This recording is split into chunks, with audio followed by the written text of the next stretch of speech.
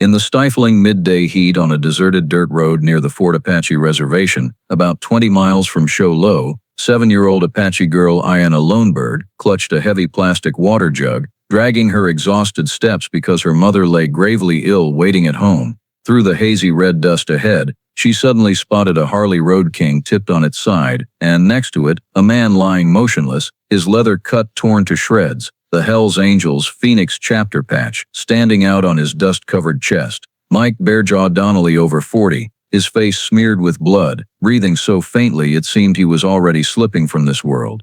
Aiyana froze, her heart pounding as if it would tear out of her chest. Her mother had always warned her to stay away from strangers, especially bikers, but when she saw Bearjaw's hand twitch weakly, as though pleading for something, her small legs moved forward on their own. Aiyana unscrewed the jug's cap and, with trembling hands, lifted it to his lips. Bearjaw cracked his eyes open, his gaze filled with desperation, yet overflowing with gratitude, clinging to the last threads of life in the water the little girl offered. Aiyana had no idea that this small act, a little water, a little kindness, would cause her poor home to be surrounded the next day by 300 Harleys roaring loud enough to shake the entire valley. The Lonebird family's wooden house perched precariously on the edge of Tonto National Forest, so tiny that 3 steps took you from the front door to the kitchen corner. But for 7-year-old Aiyana Lonebird, it was the whole world she had shouldered since her mother fell ill. Maria Lonebird coughed constantly, her breath thin as a thread, with no money to see a doctor in Phoenix, so every chore, fetching water, cooking, caring for her mother, fell on Aiyana's tiny hands. She still remembered her mother's gentle whisper, even on the worst days of illness, "Water is life, you help the thirsty, Aiyana." Those words were carved deep into her mind, stronger than any fear. Lately, though, Aiyana had felt watched. Strange pickup trucks lingered near the forest edge, flashlight beams swept across the windows every night. Maria tried to hide it, but Aiyana knew dangerous men, smugglers from the New Mexico border, were prowling and asking questions in the community. At first she didn't know who they were, but now she did. They were the ones who had beaten the biker she had just given water to. Mike Bearjaw Donnelly. Walking back home on the dirt road, Aiyana hugged the empty jug tightly, torn by guilt. Her mother needed her, but leaving a dying man went against everything Maria had taught her. A child shouldn't have to choose between her own safety and someone else's life, but Aiyana was no longer an ordinary child. Halfway home she stopped, turned, and looked back through the red dust haze at where Bearjaw lay, then took a deep breath. Though her legs shook with fear, she decided to go back just to see if the man was still alive. Aiyana ran back down the red dirt road, her small heart hammering with every step, caught between terror and hope, as if the right thing she had done might also be the stupidest thing she would ever do. When the dust settled, she saw the Harley Road King still tipped over exactly as before, but the man beside it was no longer motionless. His chest rose and fell faintly, painful, but breathing. Aiyana stopped dead, her brown eyes wide. She whispered, afraid to wake something terrible, "Mister, you're alive." Then she looked around, making sure the strangers were gone. Only the wind, the scent of pine resin from Tonto National Forest, and the heat rising from the ground. She drew a deep breath, gathered all her courage, and ran to him. Bearjaw still lay there, his face caked with red dust and blood, looking like a warrior abandoned after battle. Aiyana carefully set the jug down, then tried to right the Harley. The bike was so heavy she had to brace her shoulder against the seat, dig her feet into the dirt and push centimeter by centimeter. Sweat beaded on her forehead, hair sticking to her cheeks. Finally, with an effort that seemed impossible for a 7-year-old body, she got the bike upright and leaned it into the bushes so no one could see it from afar. Then she knelt beside Bearjaw, placed a hand on his shoulder and dragged him into the shade of a large juniper. When her fingers touched his burning skin, Bearjaw let out a faint groan, his lips moving slightly. Aiyana flinched but didn't pull away. "Mister, can you hear me?" she whispered. His eyes opened slowly, heavily, like a door long rusted shut. At first he saw only light and blur, then the tiny Apache girl with messy braids, dusty face and eyes clear as a spring. He blinked, as if he couldn't believe what he saw. "Little Braveheart," his voice rasped, weak but clear. Aiyana froze. She didn't understand the words, but the tone didn't scare her. It sounded like he was trying to give her a beautiful name. She opened the jug and gently lifted his head as much as she could. Bearjaw tried to drink. Each swallow pulled him back from the edge. Water slid over his lips, down his throat, and with it life returned. When he finished, She rested his head against the juniper's roots. "Don't sleep," she said, repeating her mother's words. Bearjaw smiled through the pain. "Kid, where'd you come from?" Aiyana pointed down the dirt road westward. "My house is near the forest. I was bringing water for my mom." Bearjaw tried to lift his hand, but it fell back. "It's dangerous. You shouldn't be here. The guys hunting me, they don't quit." Aiyana swallowed hard. "They hurt you?" Bearjaw nodded, wincing. "Yeah, cartel, smugglers, from the New Mexico border. I crossed them. Things went bad." Aiyana remembered the pickup trucks lurking around her house, the drunken laughter in the night, flashlights sweeping the windows. She was scared but didn't leave. "Will they come back here?" she asked, almost whispering. "If they know I'm alive, definitely." He drew a thin breath. "So, you gotta get out of here, fast." Aiyana bit her lip. Her body trembled with fear, but her hands still clutched the jug. Even at her age, she understood one thing. If she left him there, he would die. Simple as that. And her mother had taught her, never let the thirsty die on this land. "I can't leave you," she said, her voice soft but firm. Bearjaw looked deeper into her eyes, surprised and moved. "Kid, I'm a stranger. You don't know who I am." Aiyana shook her head. "I just know you need." The answer was so simple, so true, that Bearjaw had to close his eyes to hide the emotion in his chest. Aiyana reached into her cloth bag and took out her last apple, the one her mother told her to save for herself. She placed it in his hand. "You have to eat, to get strong." Bearjaw stared at the apple like it was priceless. In the harsh Arizona wilderness, kindness was so rare it choked him up.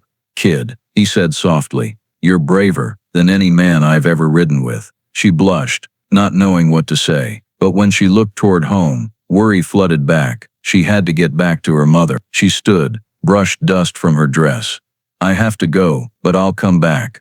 "No," Bearjaw said quickly, using the last of his strength. "Don't come back. It's too dangerous." Aiyana stepped back, but kept looking at him, her child's eyes stubborn in the way only children can be. "I'll come back." She left a small bottle of water beside him, then pulled his torn leather cut over him to hide him better. Bearjaw lay still, helplessly watching the tiny girl run down the sun-scorched red road, black hair flying in the wind, until she disappeared into the edge of Tonto Forest. And in that moment, amid the barren land, hot wind and smell of pine resin, he, a biker who had lived his whole life with violence, suddenly understood that this little girl, and no one else, had pulled him back from death. Bearjaw closed his eyes, gripped the apple tightly, feeling life return bit by bit. He didn't know that in just a few hours, the life he had just regained would trigger a massive shock. 300 Harleys pouring down from the hills around Fort Apache Reservation, all searching for the hiding place of a 7-year-old girl, the one they would call by the only name that fit Little Braveheart. Night fell over the edge of Tonto Forest like a heavy blanket, bringing cold and a silence stretched tight as a bowstring. Aiyana Lonebird lay on the thin mattress beside her mother's bed, eyes wide in the darkness, not because she wasn't sleepy, but because the sounds outside wouldn't let her close them. From far off came the low growl of a pickup truck, moving slowly, as if searching every inch of the trail leading to their house, then muffled shouting, unclear whether drunken voices or the arguing of the men Maria always said to avoid. The Jacksons' dogs next door in the forest barked non-stop, sharp and angry, as if something was invading their familiar space. Every burst of barking made Aiyana flinch, her small hands clutching the edge of the blanket. Maria, lying on the bed with long coughing fits, turned weakly to look at her daughter. Even frail, her eyes were sharp like a mother who could read far more than a child's words.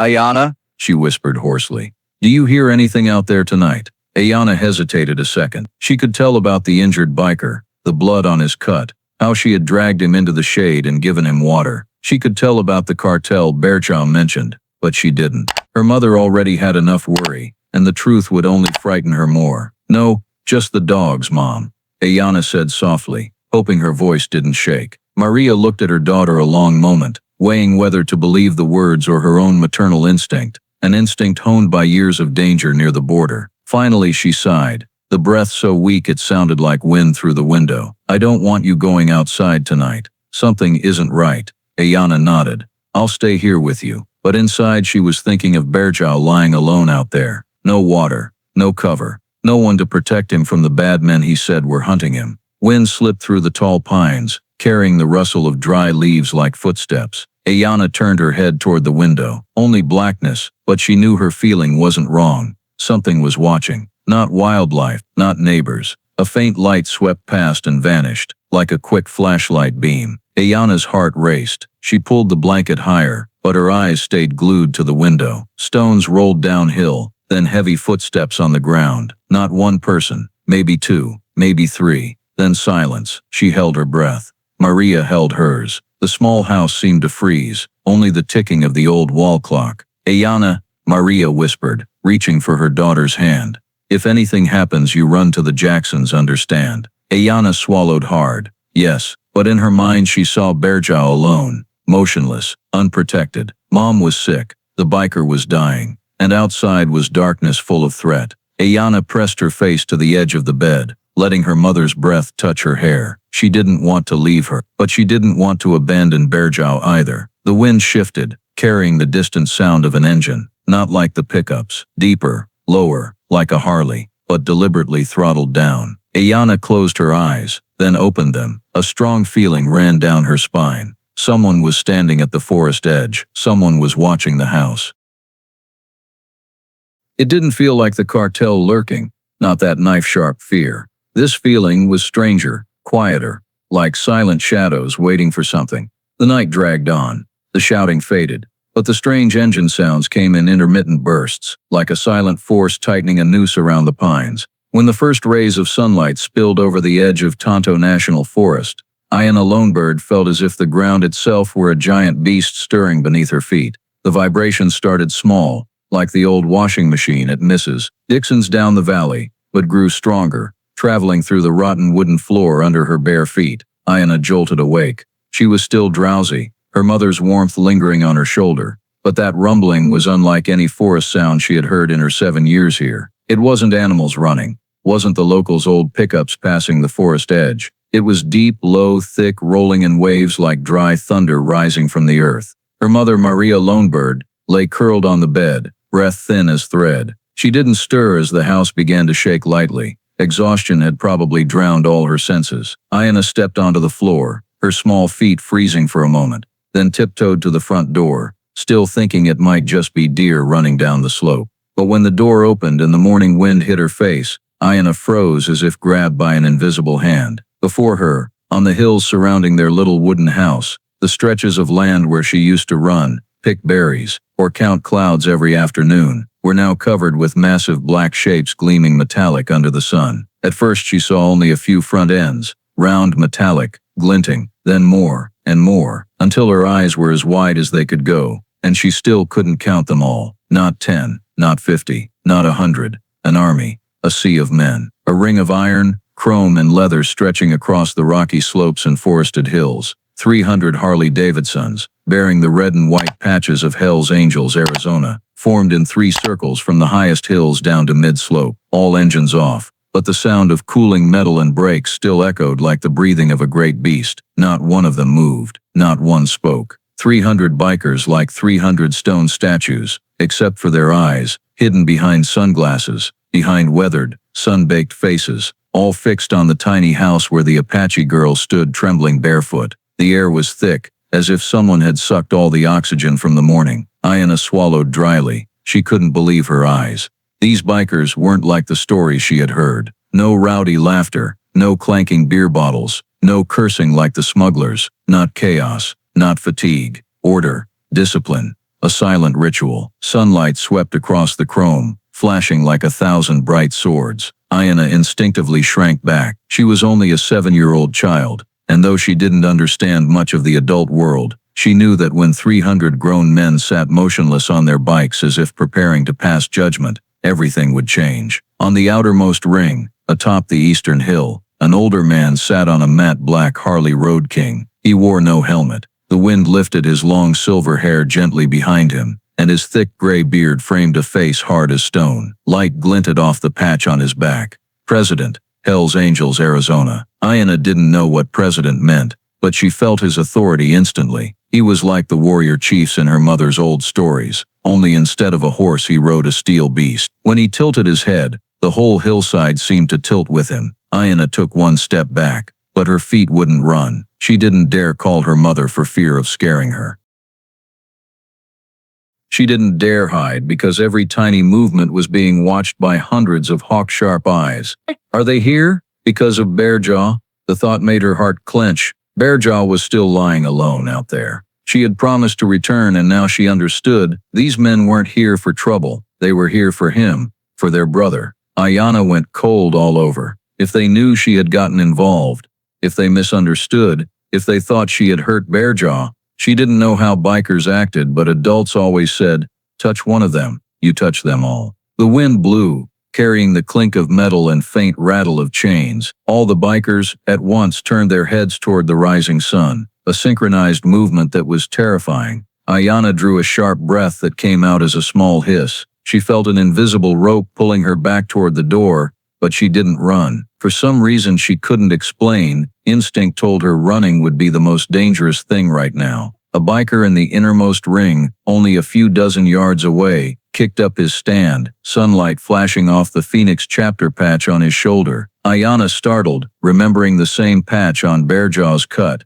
A thread of logic suddenly connected the pieces in her head. They were Bearjaw's people. They had found him, and they knew she had helped. Still no one moved forward. No one drew a gun. No one started an engine. They just looked at the tiny Apache girl, messy hair, old nightshirt, trembling on the wooden porch like a young rabbit. And strangely, in those hundreds of eyes of men, the town of Show Low, usually called the Devil's Army, Aiyana felt no hostility. It was assessment. A heavy silence from men, weighing the value of the small act she had done. One act of kindness might be why they were here, or it might be why her whole family was in danger.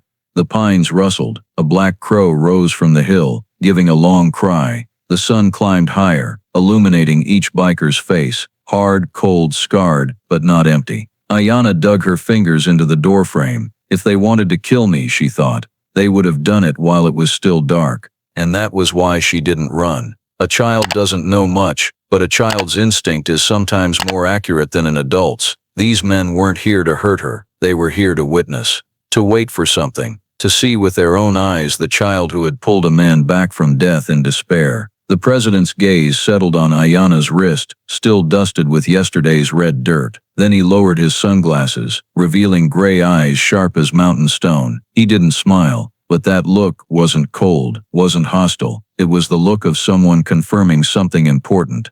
Yes, it's her, the child. Aiyana felt her heart trying to leap out of her chest. 300 Hell's Angels stood on the hills because of her, because of an act she thought was small. And then, as if the morning needed a voice to confirm the truth, a biker in the middle ring fired up his engine. The roar exploded across the valley, shaking the air like a steel beast awakening. But it wasn't a threat.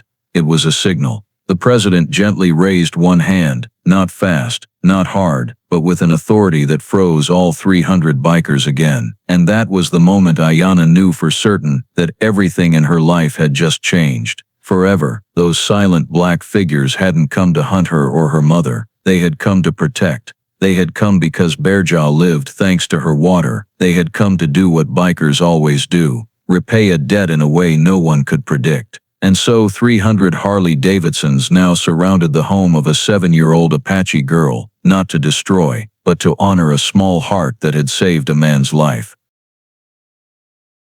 From the eastern hilltop where the early sunlight poured down like molten metal, a small movement occurred among the 300 silent bikers. No one started an engine. No one signaled. Yet the entire circle automatically parted on both sides, forming a narrow path like the ancient ritual of Apache warriors her mother had once described on winter nights around the wood stove. A faint sound, like metal lightly grinding, rose as a glossy black Harley Road King slowly rolled down the slope, not roaring, not showing off, only the sound of weight shifting and a silence full of power. Aiyana stood still, fingers still lightly gripping the doorframe, throat dry as if she'd swallowed desert dust. She didn't know who the man was, but just seeing the way the entire army of bikers made way for him told her he was unlike anyone else. The bike stopped in front of the house, fine dust rising from the tires like thin mist. The older man astride the seat, Rick Iron Bear Henderson, had shoulder-length silver hair, a thick gray beard, and eyes that didn't need to try to make anyone understand that standing before him was serious business. On his leather cut, the red and white patches were not just symbols, they were history, oaths, and power few in the biker world dared challenge. President.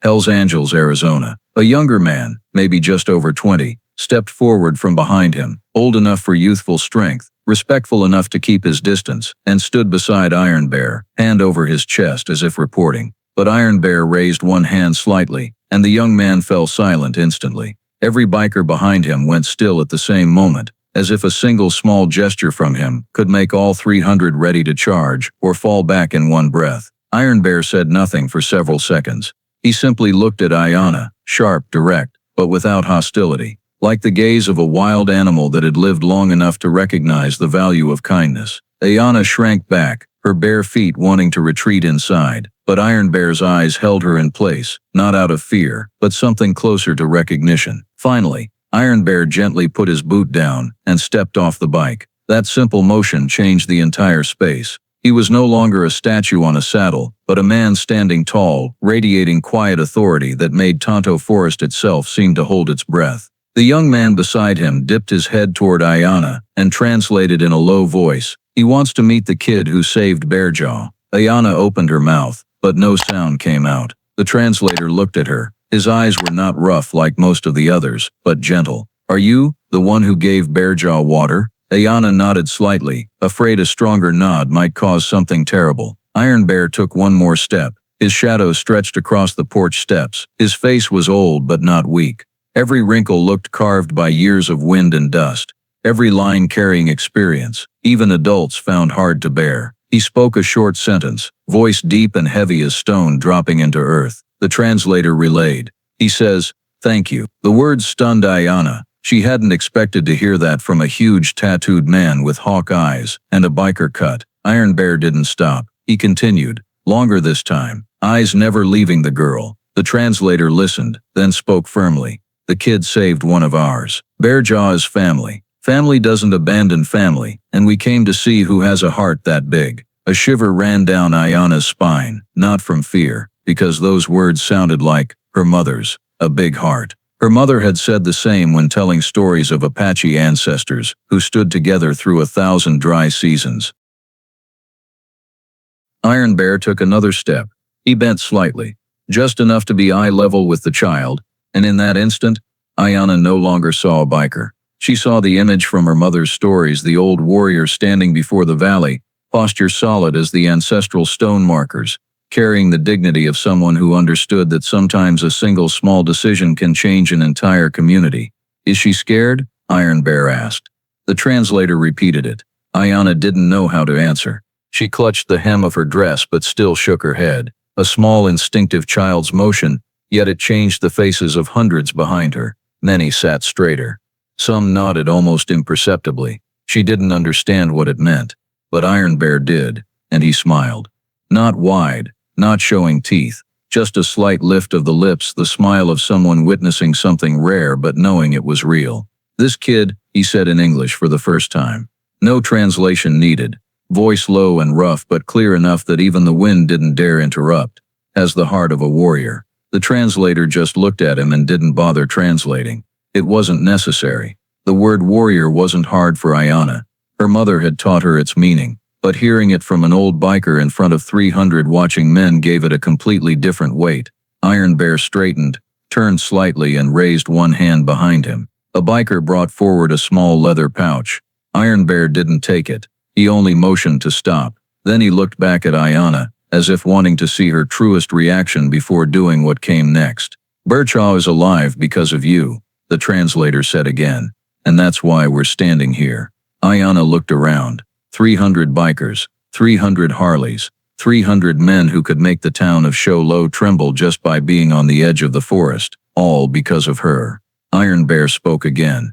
"We didn't come to threaten. We didn't come to cause trouble. Just to know the name of the child who gave water to a dying man." Aiyana swallowed, voice trembling. "Aiyana." Iron Bear nodded. Once, very slowly. The whole forest seemed to exhale with him. He spoke the final sentence without translation, low and solid as bedrock. "Aiyana Lonebird, little Braveheart." And in that single moment, the 300 bikers behind him all dipped their heads slightly. Not deep, not dramatic, just enough to acknowledge. A salute to the youngest warrior they had ever met. When Iron Bear straightened after speaking her name, A young biker behind him stepped forward half a pace, bowed his head lightly, and said in a low but gentle voice, "He wants you to come forward. It's okay." Aiyana swallowed hard, fingers white-knuckling the doorframe, but her feet slowly moved. She didn't understand why she dared, why she could leave the only door separating her from all those huge men. But Iron Bear's eyes, old sharp as mountain stone yet not cruel, were telling her she would be safe. As Aiyana stepped down the small porch, Tonto Forest seemed to hold its breath with her. Even the wind stopped. The 300 bikers lining the hills behind Iron Bear suddenly parted on both sides in perfect synchronized motion, like an ancient ritual they had performed hundreds of times. No one spoke. No one urged. They simply made a path for the 7-year-old Apache girl. Aiyana walked slowly across the cracked red earth, bare feet collecting dust, feeling hundreds of eyes following her. Strangely, she was no longer as terrified as at first. Fear was still there, but over it lay a feeling that she was stepping into something sacred, where her footsteps, though tiny, were respected.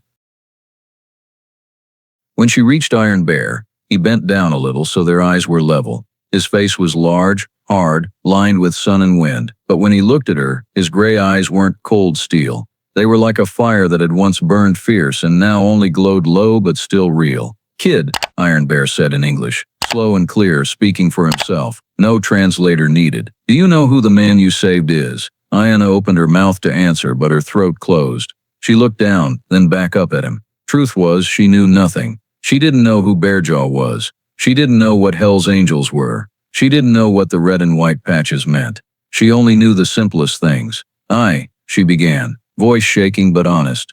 "Just saw a man about to die, and I had water." Iron Bear held her gaze for several seconds, then shifted it to the ranks of bikers behind him. And in that moment, all 300 men, arms covered in ink, heavy chains, beards long like old knights, stood motionless as statues.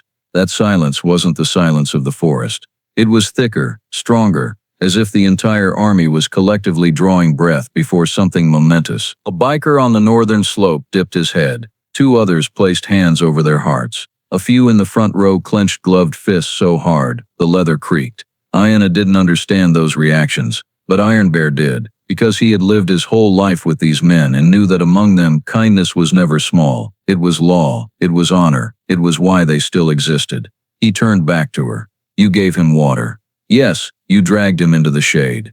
Yes, you came back twice. Yes, even though you were scared." Aiyana lowered her head. "Everyone's scared," Iron Bear said. Not loud, not heavy, just stating a fact about being human. But not everyone chooses right when they're scared. Those simple words made several bikers behind him nod deeper. Men who had crossed violence, lost brothers, seen the world split into black and white, now stood silent because a child had done what many adults couldn't. Iron Bear lowered his voice so only she could hear. "You saved one of our brothers. To bikers, that is never small." Aiyana looked up, dark eyes shining but confused. "I didn't know he was your brother. I just saw a human about to die." Iron Bear finished for her. She nodded. Silence fell again, thick as morning mist, but this time there was no threat, only a strange feeling, as if 300 bikers were hiding something huge, heavy, and very real. Then Iron Bear straightened, turned halfway toward the army behind him. He didn't raise a hand. He didn't signal. Yet at once, the entire circle of bikers snapped to attention, as if awaiting judgment. Iron Bear spoke one short, powerful sentence like thunder. The girl saved a brother. 300 bikers didn't cheer. They didn't rev engines. They didn't slap handlebars. They simply stood taller, eyes hardening, respect clear in every muscle and breath. That absolute silence, amid the forest, the hills, the desert glowing under the rising sun, was the highest acknowledgement they could give anyone. And Aiyana, though only a small Apache child, understood one thing. They hadn't come to hurt her. They had come because of her, because of Bearjaw, because her small act had gone far beyond a chance encounter. Iron Bear bent down once more, voice deep as earth. "Little Braveheart, today you stand in front of 300 bikers, not because they want to scare you, but because they want to know who kept Bearjaw's heart still beating." Aiyana blinked. A single tear, whether from fear or emotion she didn't know, fell down her dusty cheek, but she didn't turn away. She didn't step back. She stood there alone, tiny, but no longer shaking. And 300 Hell's Angels looked at her like they were looking at a warrior without weapons. A warrior of kindness. Iron Bear stared at Aiyana for so long she had to swallow twice to keep her throat from locking up. Then finally he crossed his arms over his chest and spoke a sentence that felt like it cracked the earth open a little wider. "We've been watching you for 6 days." Aiyana blinked. 6 days. The translator standing beside Iron Bear nodded, voice low but loud enough for the inner circle to hear from the day Bearjaw was beaten half to death. "From the moment you gave him that first drink of water," faint metallic clicks sounded from behind, bikers shifting, not in threat but in confirmation that they truly had been there the whole time. Silent shadows around the girl and her mother like the dark guardians of an ancient forest. Iron Bear continued. "We needed to know who saved our brother." He paused. Finger lightly touching his own heart was not an accusation, not an interrogation. The voice of a man who had lived long enough to know kindness is the most fragile and most valuable thing on earth. Aiyana swallowed hard, her small heart pounding so loud she was afraid the bikers could hear it. "Why? Were you watching me? I didn't do anything wrong." Iron Bear shook his head, slow and deliberate. "No, not to see if you did wrong. To see if you were real." Aiyana froze. The translator stepped forward half a pace and explained, "He means they watched to see if you were truly good, if you had humanity." Aiyana felt her cheeks burn, not from shame, because she didn't understand why so many people cared about one child like her. Iron Bear turned and pointed lightly toward the western forest. "First night," he said, "we saw cartel pickup lights pass your house. We wanted to see if you'd run to town to report it." Aiyana lowered her head. "I didn't tell anyone." "We know," Iron Bear said. "You just held your mom and hid inside. You didn't scream for help. You didn't leave the house. You didn't trade Bearjaw for your own safety." He drew a deep breath and continued. "Second night they came back. More of them. 3 guys, one drunk and shooting into the air. They circled the house. We wanted to see if you'd tell anyone you'd helped Bearjaw." "I didn't," she whispered. The translator nodded again. "We know," Iron Bear repeated, slow and deliberate. "And you still didn't." He turned his head slightly toward the northern forest, where an old pine stood that Aiyana had once seen a shadow behind. "Third night," he said, "we saw you sit by the window all night, eyes wide, knees pulled to your chest. We saw your shoulders shake. You thought we were the shadows in the trees." Aiyana's eyes went wide. "That was you." The small question made a few bikers chuckle softly, not mocking, but sudden affection for a brave child. Iron Bear nodded. "Yeah, that was us." Aiyana drew a sharp breath. She remembered that night clearly, flashlight beams sweeping the window, heavy footsteps on the ground, wind hissing through the pines, like someone standing right outside listening to her breathe. She had thought it was the cartel. She had trembled for hours. She had tried to breathe quietly, so she wouldn't wake her mother, and it had been the Hell's Angels. Iron Bear went on. "Fourth night, we wanted to know if the cartel would come back looking for Bearjaw. They crossed the road near your house twice. Our guys followed from a distance. If they had stopped at your door, we would have moved." "Moved?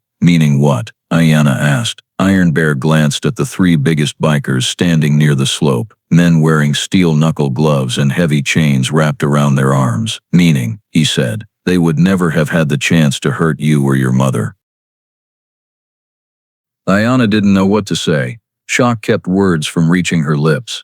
"Fifth night," Iron Bear said, "we saw you sneak outside the door to check if the cartel was still around. Alone. No weapon. No light. You looked straight into the forest like a grown-up." She lowered her head. "I just wanted to make sure no one would hurt Mom." The translator glanced at Iron Bear. He nodded with full understanding. "We know," he said. "You put others before yourself. A child shouldn't have to worry about adult things. But you did." The translator repeated it in simpler English, so she understood completely. "The 6th night, the final night of the test." Iron Bear spoke without translation. "You're a child, but you walked the exact road the cartel uses to hunt Bearjaw. You didn't know where they were, but you still went back to where you found a dying man." Aiyana clutched her dress, feeling as if he had seen straight through every cell inside her. "You went back," Iron Bear said, "because you promised you would." Aiyana choked. "I didn't want him to die alone." That sentence made the 4 closest bikers exchange glances. The translator placed a hand over his chest, as if holding back sudden emotion. Aiyana continued, "I thought if he died with no one beside him, it would be so sad. This time Iron Bear had to turn his face away for a second, as if hiding an emotion no biker ever showed publicly. When he turned back, his voice dropped almost to the sound of a hammer striking earth. We watched 6 days. He raised one finger. 6 nights. Then he placed his huge hand over his heart. And we saw enough. Not one of the 300 bikers made a sound. Not one moved. But their absolute silence now was not threat. It was acknowledgement. The translator finished what Iron Bear left unsaid. He wants you to understand for the past 6 days they weren't here to scare you or be scared of you. They were here to make sure the heart that saved Bearjaw wasn't a careless heart. They were here to see if you really were the child Bearjaw's story deserved. Aiyana lowered her head. She had never thought her small actions, a drink of water, an apple, a promise mattered so much. But to them, to a biker world bound by blood, loyalty and honor, it mattered more than she could imagine. Iron Bear leaned forward another step. The test is over, he said, voice low like a sleeping engine. And you passed. Aiyana let out a breath. The first in days, as if an invisible rope around her chest had loosened. Now, Iron Bear said, it's time you knew the real reason 300 Harleys are on these hills. The moment he finished speaking, the high-pitched roar of old pickup engines tore through the morning from the south, ripping the air like a blade across flesh. The entire formation of bikers instantly turned their heads, the reflex of predators smelling danger on the wind. Aiyana stopped breathing. She knew that sound. The cartel. The strangers who had been prowling around her house for weeks, eyeing it like they were measuring something. This time the sound wasn't lurking in the distance. It was coming straight at them. 3 pickup trucks barreled down the red dirt road, dust rising almost to the treetops. In the beds, men with bandanas over their faces held AR-15 Secured's hats and shotguns, cold steel glinting in the dawn light. One of them shouted in Spanish, voice shrill and furious. The kid and her mother. They're hiding the biker.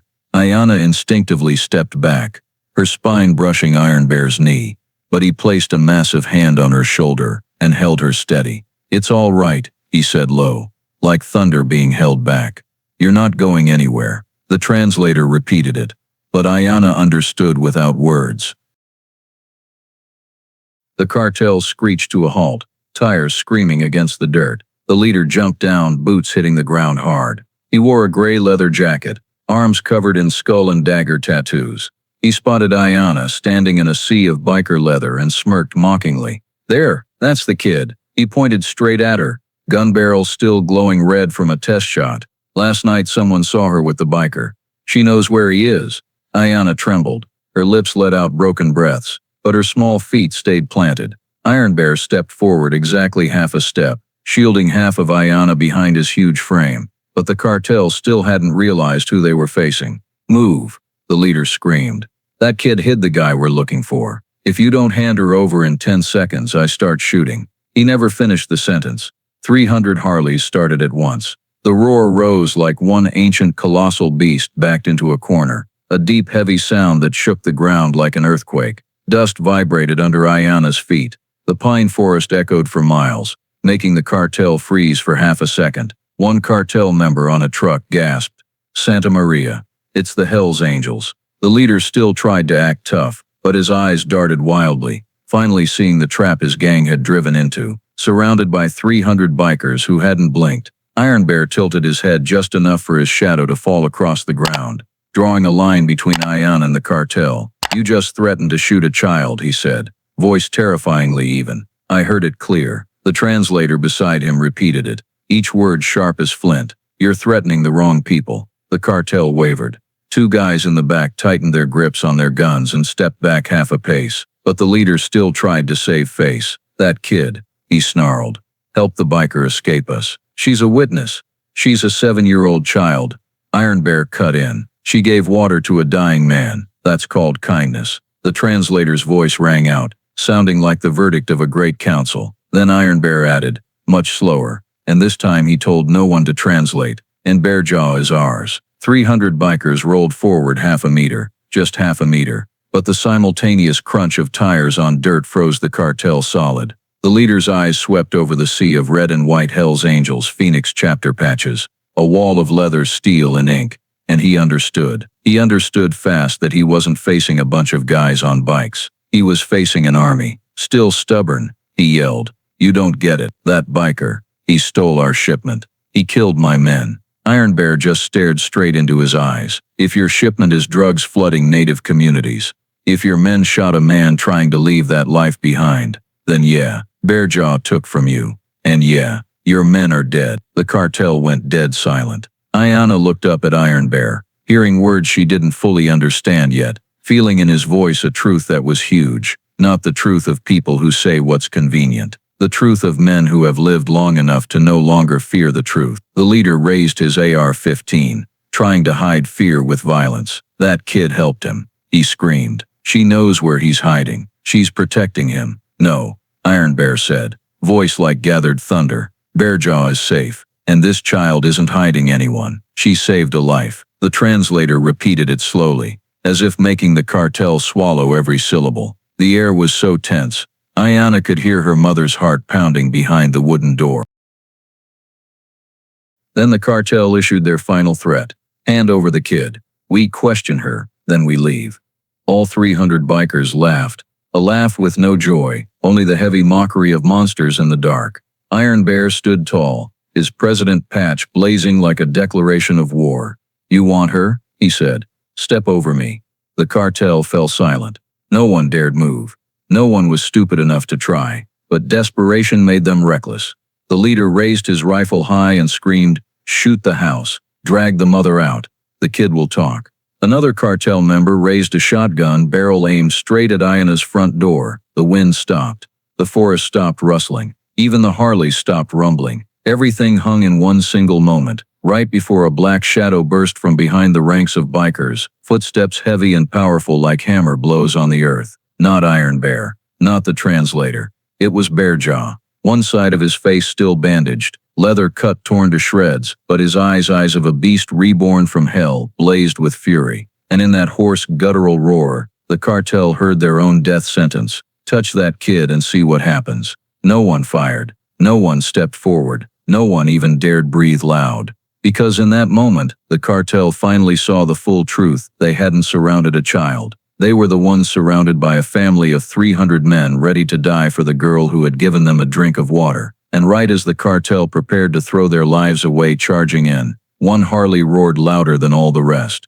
Iron Bear had decided it was time to answer. The whole valley held its breath, waiting for the storm to break. A single roar erupted, deep as the war drum of earth and sky, and in that instant the valley seemed to explode. 300 Harleys revved in perfect unison, the sound crashing through every tree trunk, shaking the ground beneath Aiyana's feet, thickening the air like it was being crushed between two massive boulders. Just one twist of the throttle, no shots fired, no shouting, but the psychological weight hit the cartel like tons of rock pouring down on their heads. Dust exploded upward, swirling like a small storm, before the entire formation of bikers poured down the hillsides. From the east, a long line of Harleys bearing red Phoenix chapter patches charged down the narrow trail. From the west, another wing tore through the pines, front forks flashing in the sunlight. From the north, a column of bikes slithered down the slope like a colossal metal serpent. No one fired. No one needed to. The engines alone were enough to make the cartel shake like rats backed into a corner. The leader spun around, face ashen, as he realized every escape route was blocked by bikers twice his size. Madre de Dios, one cartel member gasped, hands trembling so hard his shotgun clanged against the truck door, a tiny sound Aiyana heard crystal clear.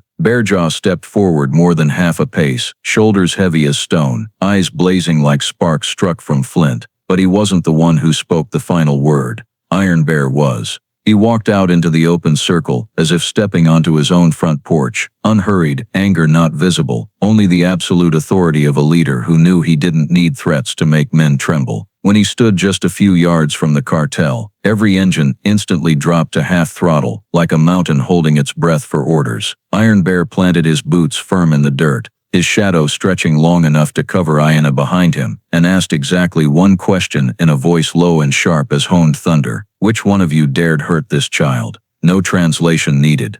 Even the cartel who didn't speak English understood the primal meaning. They had touched something no one is allowed to touch.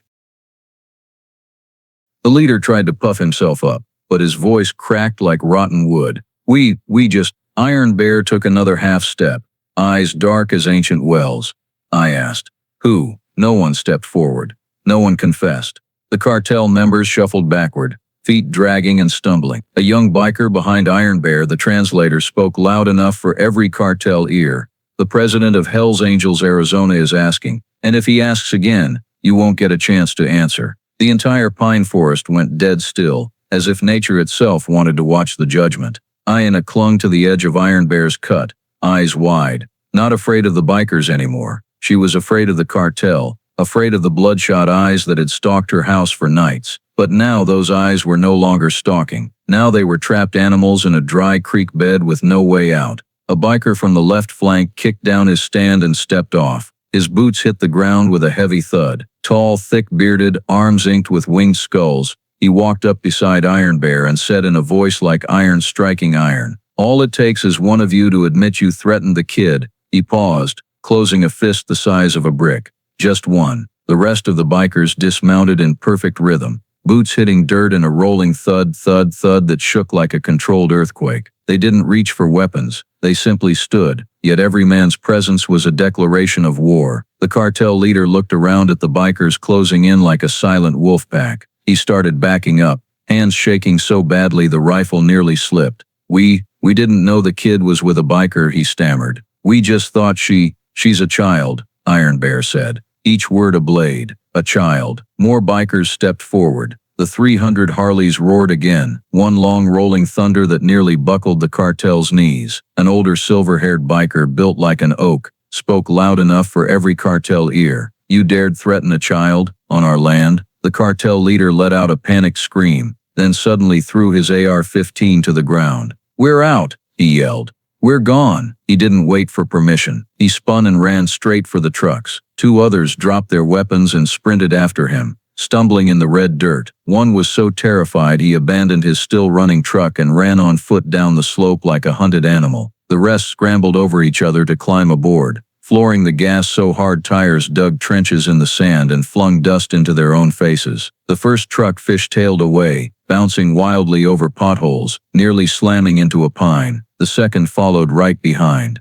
The third never started. One panicked driver jumped out, rolled 3 times, then sprinted away on foot, leaving his buddies behind. In 5 seconds, the entire cartel gang shattered like rats hit with floodlights. They left everything behind: guns, trucks, ammo, contraband, and the cheap pride they once mistook for power. Aiyana watched it all, heart racing but no longer afraid. For the first time in her life, she saw bad men run because of kindness. Iron Bear exhaled, like finishing a ritual he had performed many times in his biker life. "We didn't need to shoot," he said. "Didn't need to fight. Just had to stand in the right place for the right person." Bearjaw placed a hand on Aiyana's shoulder. "Little Braveheart," he whispered. "You just got protected by an entire chapter. Not because you're strong, but because you're good." Then he glanced toward the fleeing cartel and shrugged like it was the final word. "And nobody beats kindness, kid." Aiyana looked up, eyes shining at the 300 bikers still standing like statues, engines idling down to a steady heartbeat, the whole massive army calming after chasing darkness away. The little house on the edge of the forest was no longer watched. No more strange trucks at night. No more shadows at the window. The cartel had run, and they hadn't run from a child. They had run from 300 hearts that decided to stand in a circle around that child. As the 300 Harleys eased down to a gentle idle like the valley's own heartbeat, Iron Bear signaled the chapter to wait outside, then bowed his head and stepped into the small wooden house with its rusty tin roof and the lingering smell of old tobacco. Aiyana ran ahead to lead the way, but the moment Aiyana Lonebird, her mother, saw the massive black leather figure, she struggled to sit up despite labored breathing and eyes ringed dark from illness. She threw one arm protectively over Aiyana, the instinct of a wild mother shielding her young from danger. Iron Bear instantly froze, not taking another step, as if he recognized that fragile defense was worth as much as any boundary he had ever respected in the biker world. "I'm not here to hurt you or your daughter," Iron Bear said, voice low like an engine dropped to idle but still carrying raw power inside. The translator stood outside the door, but Iron Bear spoke slowly and clearly so Maria could understand at least part of it. "I'm here to talk about honor." That word Maria understood immediately, not because she spoke much English, but because of the way he said it, the way his broad shoulders dropped slightly, the way his eyes didn't look at their poverty, but looked at the two of them as if they alone had the right to decide whether he belonged in this house. Aiyana stood between them, one small hand in her mother's cracked palm, the other clenched from nerves. Iron Bear scanned the room once, the ancient stove about to die, the table with one moth-eaten corner, the cloth-covered bed placed near the window so Maria could check every night whether it was safe outside. Then he spoke, slow and certain. "Your daughter gave a dying man water." Maria tilted her head slightly. She had heard Aiyana whisper something about it when she ran out that morning, but she hadn't believed it yet. "That man?" she asked softly in broken English. "Him? Who is he?" Iron Bear answered. "One of ours, Mike Bearjaw Donnelly. A man who lost his way, did wrong, but was trying to find the right road again. And this little girl," he placed his huge hand over his own heart, pulled him back. Aiyana looked down in embarrassment. But Maria never took her eyes off Iron Bear, wary and exhausted at once. Iron Bear sat on the old chair across from Maria's bed. It creaked under his weight. But his calm never wavered. "I came here to talk about 3 things, he began. "Loyalty, honor, and the most important rule we have, never leave kindness unanswered." Aiyana's eyes grew wide. Maria repeated faintly on a weak breath. "Never leave kindness unanswered." Exactly.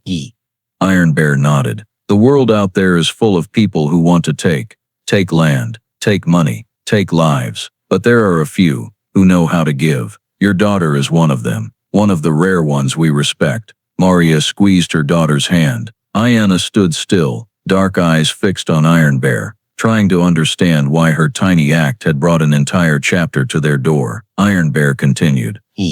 "For 6 days we watched. We saw the cartel prowling. We saw this house had no protection. We saw a 7-year-old stand at the door every night checking if danger was coming." He turned to Maria. "And I understand how strong you've had to be to keep your child alive in a place like this." Maria looked down, hiding tears.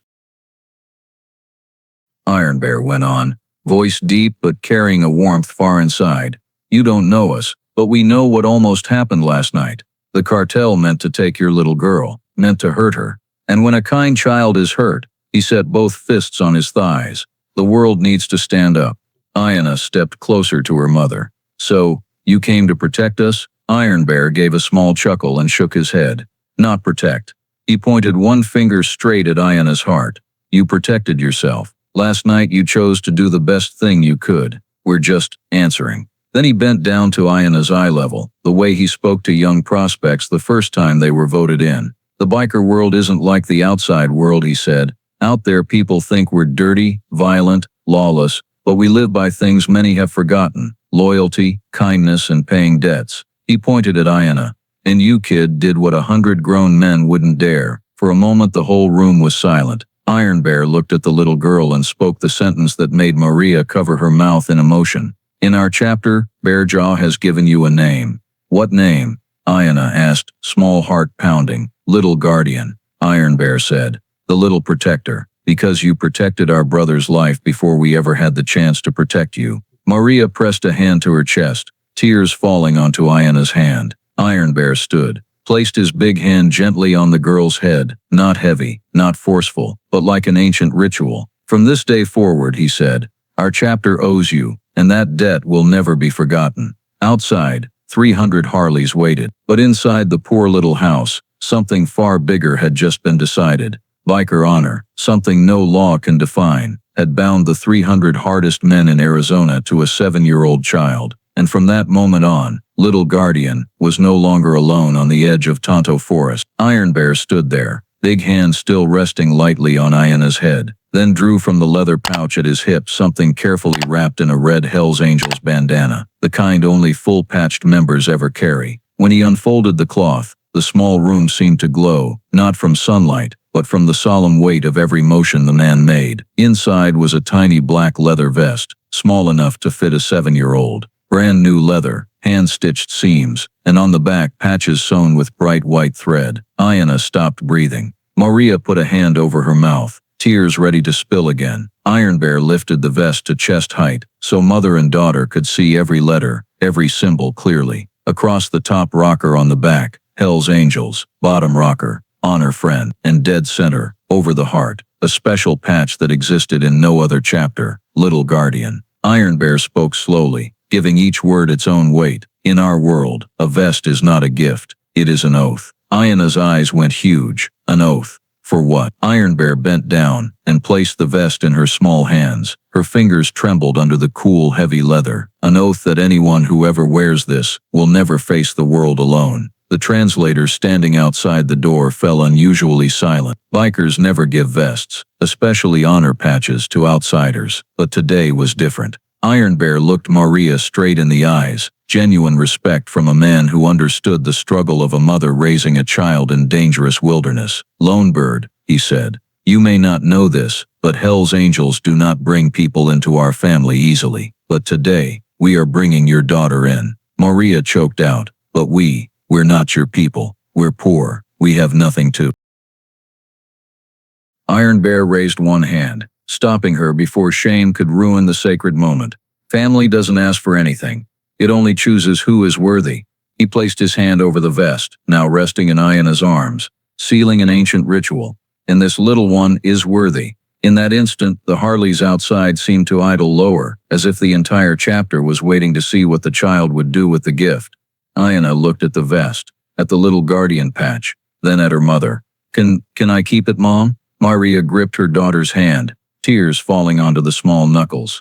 "It is an honor few people ever receive in a lifetime, Aiyana," Iron Bear continued, voice warm but solid. "From today on, any biker wearing a Hell's Angels patch who sees you, any state, any road, any time, will know. This child saved Bearjaw. This child is our honor." He paused a beat. "And they will protect you like family." Aiyana hugged the vest to her chest, as if it might vanish if she let go. "So, I get to be a member?" Iron Bear gave a rare soft laugh. "Not a member, kid, but," he touched the honor friend patch. "You are an honor friend of the Hell's Angels, and the little guardian patch," he placed a finger over his own heart, "is the place Bearjaw wanted to give you." Aiyana's cheeks flushed red. Maria cried like months of exhaustion and fear were pouring out at once. Iron Bear spoke the final words, gentle yet carrying the oath of all 300 men waiting outside. "From the moment you gave a dying man water, you made all of us have to live better. And this world needs people like you, small people with big hearts." Aiyana couldn't speak. She only hugged the vest tighter. Iron Bear bowed his head deeply to mother and daughter. "A rare bow reserved for those truly worthy. This," he said, "is our gift of protection, and our oath." Outside, the Harleys rose together in a low, unified growl, like the chapter's salute to the moment little guardian officially became part of the biggest, fiercest yet most grateful family a child could ever have. The moment Iron Bear bowed his head and stepped out of the house, the 300 Harleys fired up one after another. The roar rolled away through Tonto Forest like a wave of steel retreating into the distance. Aiyana stood in the middle of the cramped room, clutching the little vest tight against her chest as if her heartbeat could warm the soft black leather. When the last engine faded behind the pines, a strange quiet wrapped the house. No more cartel, no more lurking shadows, only the slowing heartbeats of mother and daughter after the storm. But the peace didn't last. The sun hadn't yet cleared the hilltops when new sounds arrived. Crackling police radios, walkie-talkie chatter and boots crunching fast on gravel. Not cartel, not bikers, locals. Police cruisers from Show Low and Pinetop Lakeside pulled up in front of the house, red and blue lights strobing through the narrow strip of forest. A handful of White Mountain Apache residents followed, curious and worried. Behind them came townsfolk from Show Low, faces Maria knew from begging for medicine, food or mercy, now here for a very different reason. An officer in a bulletproof vest walked to the door, hand resting on his holster out of habit though no one was threatening him. "Miss Lonebird," he called loudly. "We got reports of 300 Hell's Angels massed north of the forest. People said they were surrounding your house." Maria stepped in front of her daughter, voice hoarse and weak. "Nobody was surrounding us." But the moment she spoke, the officer's eyes locked on what Aiyana held, the tiny leather vest with big red and white letters blazing. Hell's Angels, honor friend, little guardian. A collective gasp rippled through the crowd.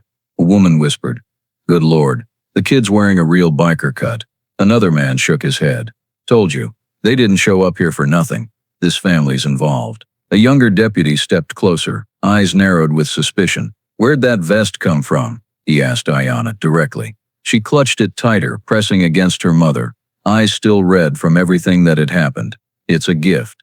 A gift from the Hells Angels," the deputy pressed, accusation in his tone. "They don't give honor vests to kids. That's not normal." Someone in the crowd shouted louder. "Maybe they're stashing product in the woods. Maybe this mother and kid are helping them." "Yeah. How else do 300 bikers just show up? I heard there was cartel too. See, this place is dangerous now." Whispers turned to rumors. Rumors turned to groundless accusations, the way a small ember becomes a wildfire in high wind. Maria tried again. "We didn't do anything wrong. My daughter helped an injured man." "Injured man?" One officer stopped writing, head snapping up. "You're hiding someone?" "No, there's no one here." Maria coughed hard, clinging to the doorframe. Aiyana tried to steady her mother, but the deputy pushed between them, scanning the house for evidence. The townspeople muttered, "I've seen bikers hanging around lately. They're definitely hiding somebody. Can't trust this." Aiyana hugged the vest closer, looking at each face, faces that had once handed them bread, given them rides to the water tank, smiled at Aiyana in the market. Today those eyes were completely different. Pity had turned cold, curiosity had turned wary, mercy had turned to fear, and fear always needs something to blame. The young deputy pointed at the vest. "That thing, Ms. Lonebird. It's not a toy. It's the symbol of a gang. You know that, right?" Maria breathed hard, but her eyes went to her daughter, who was trembling like a leaf, yet still refused to let go of the vest. "Aiyana," Maria whispered in Apache, "you can hide it if you want." When things calmed down, Aiyana shook her head instantly. "No, it's their promise. I won't hide it." An officer overheard and stepped closer. "What did the kid say?" Maria answered for her. "She wants to keep the gift. And if she keeps it with honor." The deputy gave a thin, mocking smile. "Honor? What honor do bikers have?" Aiyana lifted her head and looked straight at him, small eyes burning with the kind of courage only someone who has stared death in the face can have. "Honor of good people. Uncle Bearjaw, he's good. He was hurt. I only gave him water." The crowd murmured. A man whispered, "She's defending bikers. A 7-year-old sticking up for bikers. That's not right. This family's trouble." Suspicion spread like a contagious disease. The Show Low sheriff, an older man about Iron Bear's age but far less hard, stepped forward and looked Maria in the eye. "If your family has ties to the Hells Angels, Show Low needs to know. We don't allow gangs to take over national forest land." "They didn't take anything," Maria said through broken breaths. "They protected." The words stopped the entire crowd cold, an icy silence. Then someone laughed. "Protected? From who?" Maria stared straight at the sheriff. "From the people who wanted to kill my daughter." And that frail but unbreakable sentence shifted the air. The sheriff didn't answer right away. He looked around, saw the guns the cartel abandoned, wrecked trucks, tire tracks of men fleeing for their lives, saw that this tiny poor house held nothing but 2 fragile humans and 1 little vest. Still, the suspicion lingered. It clung like smoke on clothes after a campfire. Finally he only said, "We'll be watching your family, and any biker who comes back to Show Low will be checked." Then he signaled withdrawal. As the police cruisers and townspeople filed away, Aiyana stood on the porch hugging her vest. The looks they gave her as they left weren't the looks people give a child. They were the looks people give a question mark, a potential threat, something the community didn't understand and therefore decided to fear. When everyone was gone, Maria sank down, exhausted. "You could have hidden it," she whispered. Aiyana shook her head again. "I don't hide kindness, Mom." Maria looked at the vest, looked at her daughter, and understood that the leather today was not just protection. It was a burden of honor, a burden of the choice her daughter had made. And from that day on, the people of Show Low never looked at the Lonebirds the same. No more pitying glances, no more seeing them as the weak ones. Instead, wary glances, guarded looks, distance. But Aiyana Lonebird stood tall, hugging the little guardian vest, because the world had changed, but her heart had not. 3 weeks passed since the cartel fled the edge of Tonto Forest. 3 weeks of Show Low whispering, suspecting, watching, then falling quiet. 3 weeks of Aiyana clutching the vest whenever night seemed to fall too fast. and 3 weeks with not a single strange vehicle daring to come near the lonely little wooden house between the pine-covered hills. The cartel broke faster than anyone expected. A few members were caught at the New Mexico border, the rest scattered more afraid of the words Hell's Angels than any prison. No one came back to Tonto Forest. No one dared use it as a route again. One Saturday afternoon, as the sun began sliding down behind the Mogollon Rim and golden light poured across the ground like melted candle wax, Aiyana heard the familiar sound, not the thunder of 300 iron horses like before, but something more measured, deeper, like the heartbeat of a great beast approaching calmly. She stepped outside, on the southern hill where golden grass swayed in the wind. 50 Harleys rode in perfect formation. Iron Bear led, his red and black cut gleaming in the sunset like an old war banner returning from battle. They stopped in front of the house. No horns, no signals. Their presence alone was the guarantee. Iron Bear stepped off his bike, boots lightly touching red dirt. Aiyana ran out to meet him, the little vest worn proudly like a bright tiny flag. Iron Bear looked at her and smiled faintly. "Little guardian," he greeted with a solemn nod. Still wearing the vest, Aiyana nodded hard, hands gripping the edges. Every day, Maria stood in the doorway, thinner but stronger than before, eyes less haunted. She looked at Iron Bear with silent gratitude that needed no words. Iron Bear held out his hand, and the biker beside him passed him something, a small red leather hanger with a winged angel patch. "This," Iron Bear said, "is for your front door." Aiyana took it, brow furrowed. "What's it for?" Iron Bear pointed to the little guardian patch on her vest. "If one day you feel danger, if anyone threatens you, cartel, townspeople, strangers," he tapped the hanger, "you just hang this on the door." Aiyana stared at the little object in her hand. Small, light, but she understood how heavy it was in the biker world. Iron Bear continued, "Hang it up, and we will come." The 50 bikers behind him dipped their heads in perfect unison, a solemn ritual, a silent declaration that this small Apache girl had become a red dot on the map of their hearts. "Most people think," Iron Bear said, voice low as the lengthening forest shadows behind him, "honor is a luxury. For us it's the law. Good people must be protected. Anyone who betrays kindness faces consequences."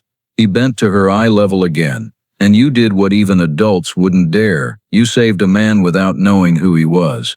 Acts like that are rare in this life." Aiyana took a deep breath and clutched the hanger to her chest the same way she once clutched the vest. "Thank you, Uncle."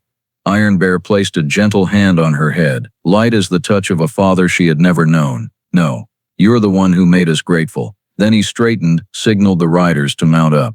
Engines turned over, not the savage roar of that fateful day, but a proud, steady growl that rolled through the fiery air like a farewell salute. Iron Bear climbed back on his bike, but before the formation rolled out, he looked back one last time. "Little guardian." "Yes? Remember, when you give someone a drink of water," he tapped 2 fingers to the patch on his own back. "The whole world can change direction because of it." And then the 50 Harleys rolled down the dirt road together, chrome flashing like pieces of the sun scattered across Arizona's red earth. Aiyana stood in the doorway holding the hanger, vest snug against her body, forest wind whipping her long black hair. She watched the steel horses disappear over the hill, exactly like the Apache shadows fading into a blood-red sunset in the old stories her mother told. But this time, it wasn't loss, it was a promise. When the last engine note dissolved into the wind, the valley fell into a new kind of silence, not the fearful silence of before, but the silence of a place now marked sacred, a place protected by the honor of men the whole world thought were dangerous. Maria placed a hand on her daughter's shoulder. "Are you scared?" Aiyana shook her head. "No, Mom." "Why not?" Aiyana looked toward the horizon where the sun was dying behind the hills. "Because I'm never alone again." The sunset burned red as fire, bathing the little house in a miraculous glow. And in that red light, the story of Little Guardian ended, the same way it began. From one small cup of water, from tiny hands, yet creating a ripple that moved 300 hearts carrying honor on their backs. One small cup of water can move even hearts that seemed beyond gratitude. If you enjoyed this story, please hit the subscribe button and turn on notifications so you don't miss the next episodes. Also drop a quick comment to let us know where you're watching from, because that really helps the channel grow stronger.